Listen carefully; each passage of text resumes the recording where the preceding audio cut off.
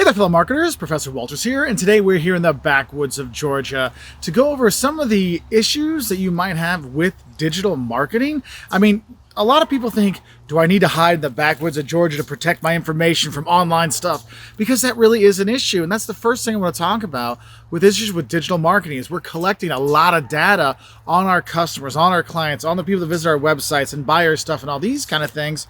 And privacy concerns is a real issue when it comes to digital marketing. How far is too far? How much information is too much information? Because if you think about it, I mean, have you ever gotten what's called a retargeted ad? That's where like maybe we're on eBay or on Amazon, and then you go on Facebook and that stuff you were just looking at is on the ad that's over there, and you're like, whoa, do they know what I was doing? Or when you're like, I just talked about it and it showed up on my phone. What's going on here? Should I be worried? I mean, privacy is a big issue that's out there that digital marketers have to really think about. So you have to look at is what information we're going to collect, how are we going to collect it, also how are we going to use that information, because customers will know, and there's actually rules in different countries and laws in different countries about these things. So it's something that digital marketers and just marketers in general really have to think about in this digital marketing realm is privacy concerns. And kind of going along with that is the second kind of concern or issue we have, and that's online security. With all this information we have, do we protect it well enough? Because how many of you have had to get a new credit card because of a data breach or something like that? Yes, with all that data means privacy concerns, yes, but also just about the data security issues that are out there. I mean, do you think clients are going to come back to you if they find out that you lost their credit card or their personal information, or why did you save my PIN number on my credit card? I don't know what's going on here. These are issues you have to think about. And really, probably the one that gets you the most more is the third issue I'm going to talk about is how annoying digital marketing can be, or how much digital marketing can annoy customers. I mean, think about it. How many of you have accidentally clicked on the yes, I would like promotional emails sent to me, and then you get emails every single day, like too many of them? I know for me, one time I gave my email to Old Navy, this clothing company, and I got there like, it seemed like daily deals. I'm like, I do not buy that many clothes, and I don't got to show up in that often. I don't need the daily deals. Please stop. I mean, that's why they have the unsubscribe button. But you have to realize that sometimes our digital marketing efforts really can annoy our customers. So we do need to figure out is what's a good balance of that. Like, do we send them daily email? Probably not. Maybe weekly or monthly or bi-monthly or quarterly. How to do our email marketing, or what should our ads be, or how detailed should it be? Like, do we just retarget ads? Like if we're Amazon or eBay, do we just retarget people with ads of stuff they looked at? Or do we just target them from anything that's related to that and just keep sending them ads on that? And that's the thing you got to be careful with. And that's where people get annoyed with the online ads, is that they have all this information that they can send really personalized stuff, but it's still annoying no matter what. So that's an issue you really got to think about. Now, another thing you have to worry about, the fourth issue I want to talk about, is fraudulent behavior online. You ever heard of what's called phishing? It's kind of like when you get an email saying, grandma is sick, send money. And like, that gives you a bank account or a PayPal account or something like that. And like, oh no, grandma's in trouble. I need to send her money.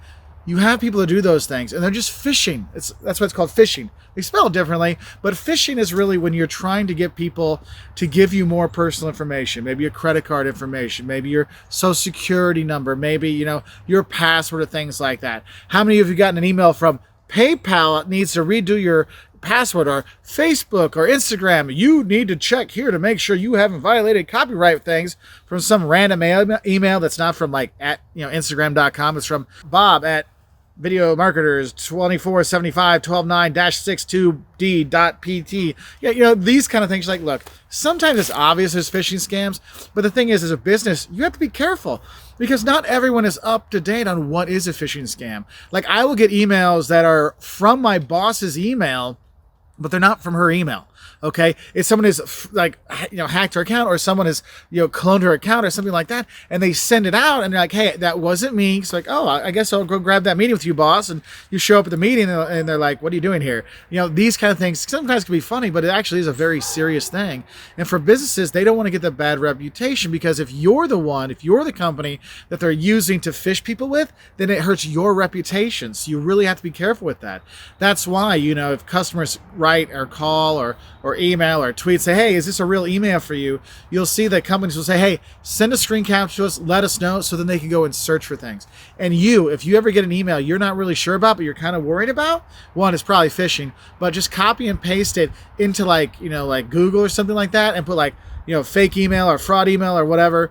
put that in there and check it out, and you can actually see a lot of them are just fake, and they're sending out to millions of people at one time. Because think about it, if they only get like 0.1% of a million people, that's still a lot of people to make some money off of. So be careful with those phishing scams, okay? And in general, when you're looking at phishing, I guess phishing and fraudulent scams kind of go the same way, because phishing is going for the personal information. Fraudulent scams might be fake things. Like, how many of you are like, oh, hey, if you share this, Bill Gates will send you $1 million, or hey, I'm a prince from whatever country and I need your help to get my money out of the country and I'll give you 5% of it. Those kind of schemes are out there, so you do have to be careful. And sometimes customers are worried about fake, like, apartment listings. So Airbnb is like, look, we verify the people are there, we verify the addresses, we verify the stuff, so it's not a fake. And so you have to think about that, because once it gets out that we're not sure if we can trust your website or we can't trust your name online, that really hurts companies' business. So you really need to watch out for those fraudulent schemes. Now, another issue that digital marketers have to worry about is actually worrying about if there's any restricting access to your information. For example, if you're an alcohol company and you're going to be having stuff online in the US, it only can be shown to people 21 and older, because that's the drinking age, 21 and older, okay? So do we have to restrict our access? That's why if you go to like a beer website, put your favorite beer.com in, and it's in the US, they'll say, are you 21?